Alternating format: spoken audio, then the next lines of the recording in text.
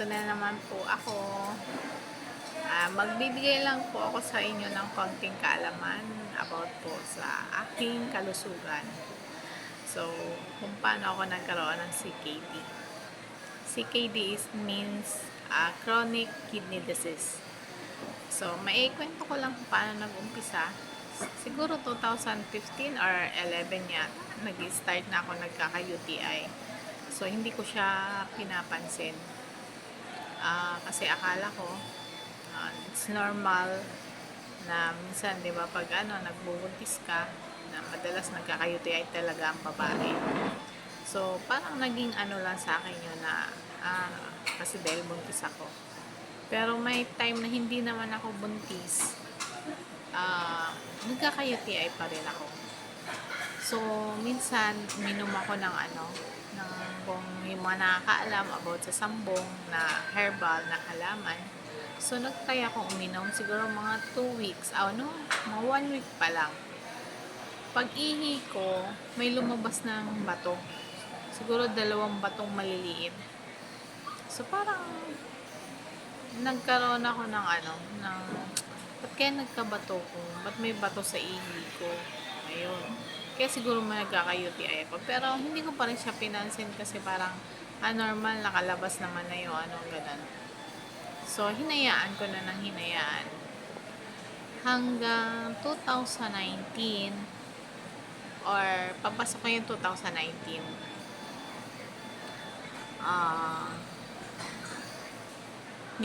Nilalagnat ako. Nakakaibang lagnat na parang trangkaso. Kala ko, lang, trangkaso lang. Pero parang iba. Kasi yung half ng body ko is nangihina. Na yung isang paa ko parang nailalakad ko siya pero pakiramdam ko lang walang pakiramdam. Ayun. Hanggang yun nga. Mga siguro lumipas ang 1 or 2 linggo, di na talaga nawawala yung lagnat ko hanggang sa anong tawag dito? Na blackout, nawala na ako ng paningin. Ayun, dinala ako sa ospital, iba't ibang hospital na puntahan namin. Halos walang tumatanggap sa akin kasi kailangan daw sa malaking hospital. So, ibang-iba na yung pakiramdam ko. Wala na akong paningin, hindi na ako makalakad. Tapos nilalagnat na nag-chill siya.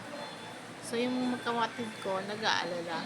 So, kung saan kami nakarating ng hospital, hanggang sa nakarating kami sa private hospital sa Pasig. Yung Pasig doctors. So, doon ako na-admit. Na-admit ako doon ng mga 20 days or more. Pero, doon nakita na may bato ako sa aking kidney. Pero hindi pa siya talagang yung sa stage na na ako, yung sa CKD. So, hindi pa ganon. Pero tumataas na pala yung creatinine ko. Creatinine, it means, yun yung yung dumi sa dugo na hindi na ilalabas, na hindi na kasi pala masyadong nagpapunction ng kidney, pero gumagana pa yung kidney ko. Ayun. Hanggang sa na-diagnose din ako, mayroon akong MS, multiple sclerosis. So, sakit siya sa nerve. So, dahil nawalan ako ng paningin, hindi ako nakalakad. So, unti-unti, ginamot ako doon sa Pasig doctors. Pero, yun nga, nakalabas kami after 20 days may lumabas kami. After naman, umuwi na kami ng bahay. Sobrang pangihina ko pa rin. Ayun, may mga gamot na pinapainom sa akin. Tapos yun, unti-unti nakakakita ako ng liwanag. Ako'y nagpapasalamat na nun sa Diyos na kita ko ng pakonti-konting liwanag. Hanggang sa ayun na naman, umatake na naman. Balik na naman kami hospital. Hanap na naman kami ng hospital. Hanggang napunta naman kami ng Taguig Medical Center. Huwag mo binabanggit hospital ba? Bakit? Sa hospital. Okay lang yun. Pwede ba yun? Oo. Eh, babanggitin mo lang ah. Ayun guys. Sorry sa interruption. Ayun, doon na, napunta na naman kami doon. Ayun, ginamot na naman ako doon. Pero, yun nga, na-trace pa rin na may bato ako.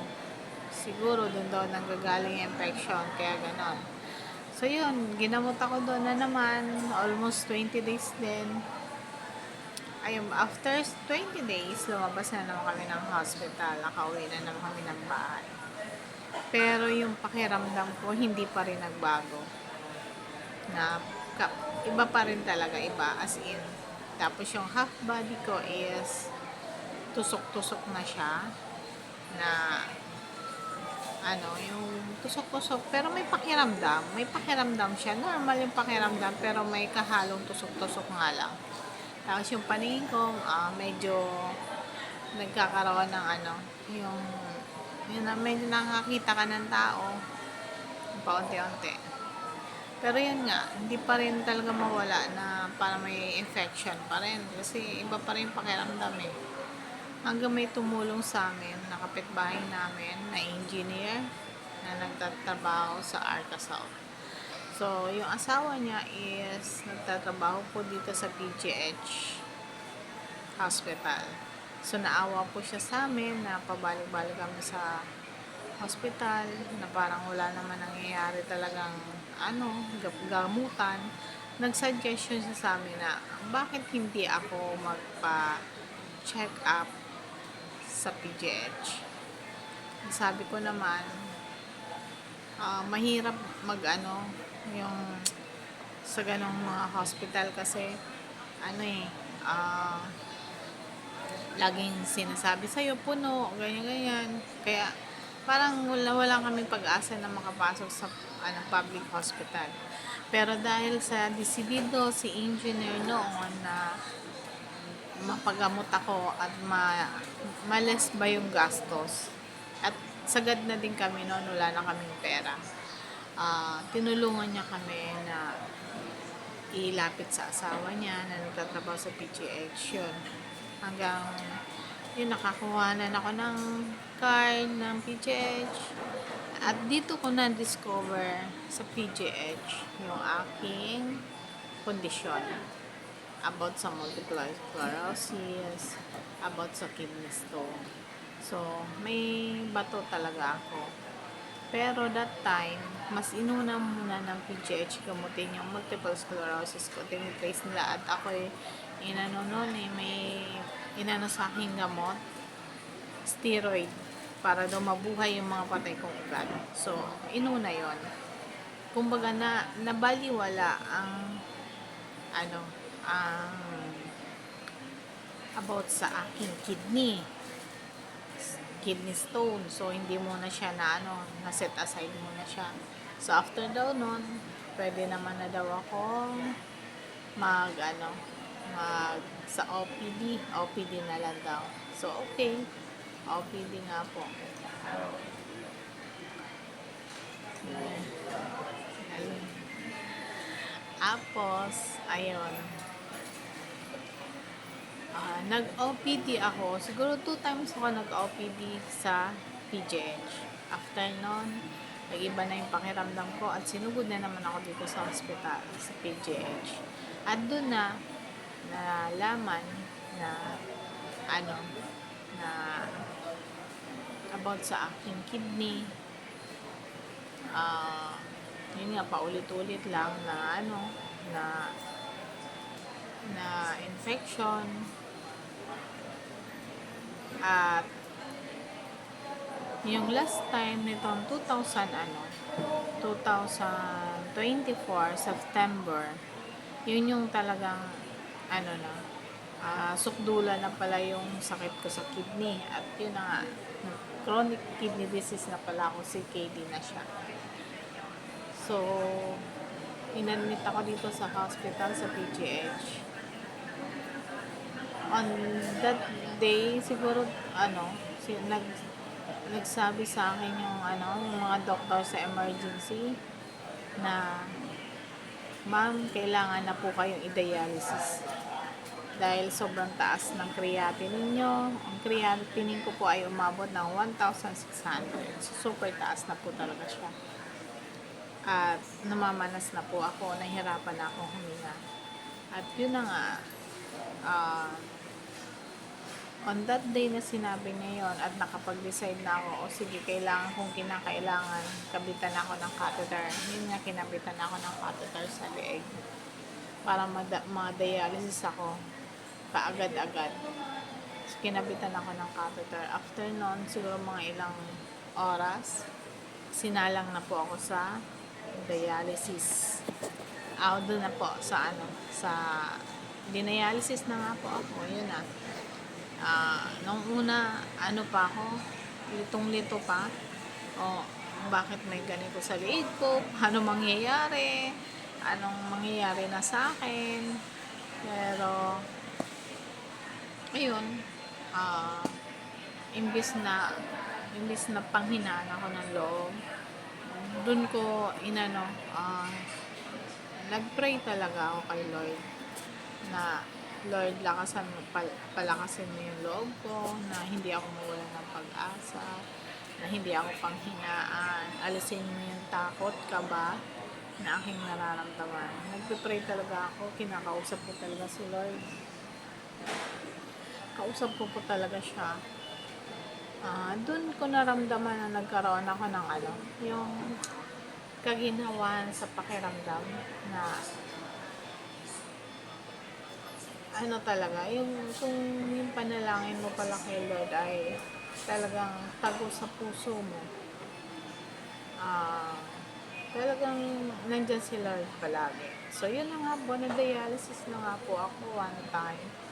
So, lumapit sa akin yung metro na, ayan ma'am, na-dialysis na kayo, pero may susunod pang dialysis after one, at yun 3 times a week, kailangan na dialysis ako. So, ganun nga, sunod-sunod na dialysis. Hanggang sa yun nga po, nawala na yung manas ko. Paunti-unti po nawala yung manas ko. So, parang nakita ko, may resulta po talagang kagandahan yung dialysis. So, parang hindi mo kailangang matakot. Kasi, yun talaga yung ang mangyayari. Yun na talaga yung magiging kidney mo.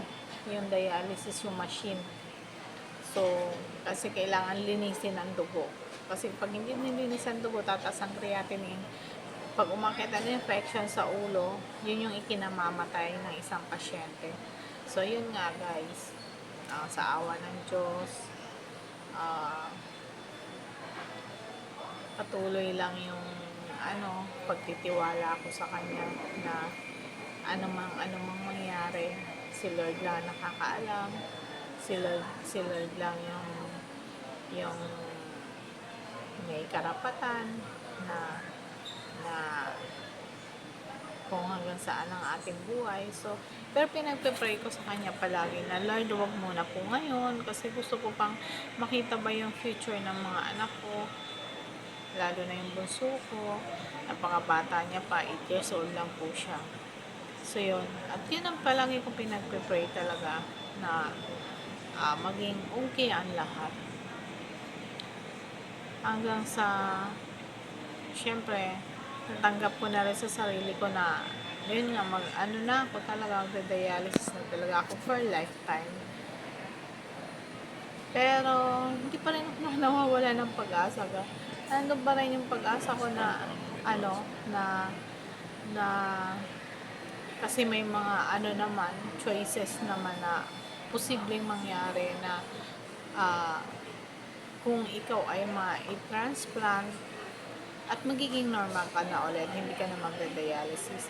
So, yun yung pinagpo-pray ko na pwede palang ganon, or may mga napapanood ako na na sa isang ganito herbal matatanggal yung mga bato, magiging okay yung kidney. May hope pa rin ako ng ganon. At yung pagtitiwala ko kay Lord, nandun pa rin talaga.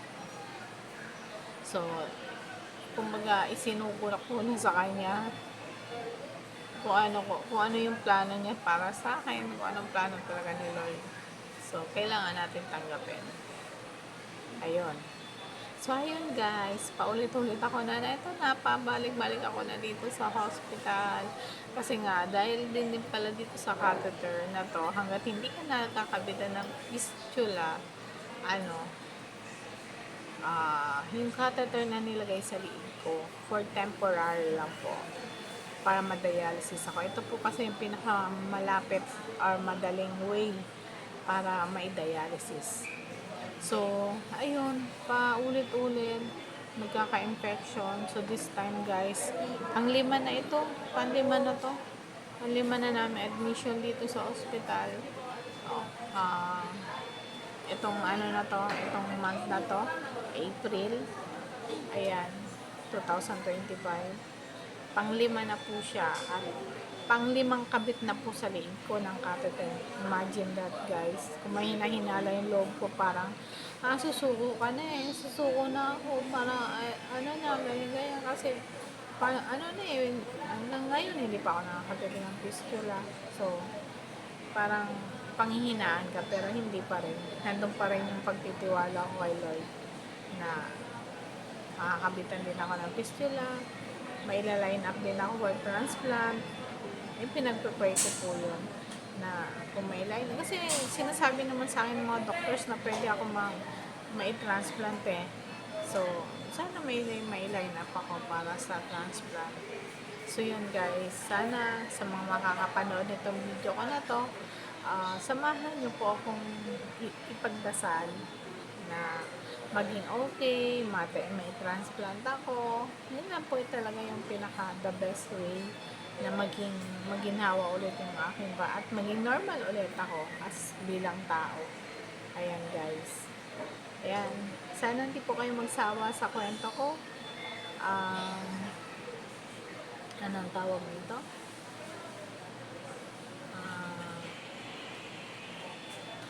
At maging aral din po sa inyo na pag may mga nararamdaman na kayo, mga ganyan, nagkaka-UTI, huwag niyo ibaliwala. Huwag niyo ibaliwala. Kasi,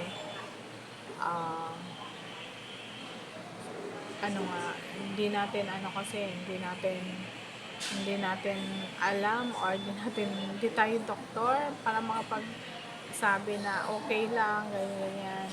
Inom lang ako ng ganito. Hindi po pala. Kailangan mo magpa-check up sa doktor, kung ano ipapagawa ng doktor sa'yo, kailangan mo sundin para malaman ang iyong kondisyon. Huwag po kayong matakot. It's better na malaman nyo ng mas maaga para kung ano man yung karamdaman nyo is maaga siyang maresolbahan. Kumpara sa akin na umabot sa sukdulan ang aking kondisyon. Kaya nagkaroon ako ng kidney disease. Yun, chronic kidney disease, CKD. CKD is stage 5 na po siya. So, it means, yung kidney ko is, hindi na talaga siya nakakalinis ng dugo. Or nakakalinis man, sabi ng doctor is 15%. So, hindi sapat yun para maging okay pala ang isang tao. Ayun. So, sa mga nakakapanood nito, yun, maging aral po sa inyo. Naikukwento ko lang para magkaroon din po kayo ng idea, aral na matutunan para hindi umantong sa kagaya sa akin. So, maagapan pa hanggat maaari, magamot. Yun yung pinaka-the best po talaga. Yun guys. So, ayan. Hanggang dito na lang po muna ang aking video. So, may part 2 po tayo about kung paano ako lalagyan sa leeg. Sana mag-videohan natin. Diba? Sana pag-pray nyo kay Lord din, samahan nyo ako na maging okay ang lahat. Kung kinakailan mag-transplant ako. Ayun guys, hanggang dito na lang ang aking vlog for today. So, sa mga subscriber ko dyan, maraming salamat. At sa mga hindi pa pala nakapag-subscribe sa aming channel, sa Mike and Daisy TV. Please subscribe na po. Pakisubscribe naman po at malaking tulong po yun sa akin para ma-monetize na po ako na YouTube at malaking tulong po yun sa akin, sa aming family. Na kahit paano konti, magkaroon ako ng income. So, ayan guys, hanggang dito na lang ang aking video for today. Abangan nyo po ang part 2 ng aking video na to. So, maraming salamat. At syempre nga pala, pakipindot ang notification bell para updated kayo sa lahat ng aking video na i-upload. And syempre like and subscribe. Yan, like and share. Yan guys, maraming salamat. And God bless you all. Bye!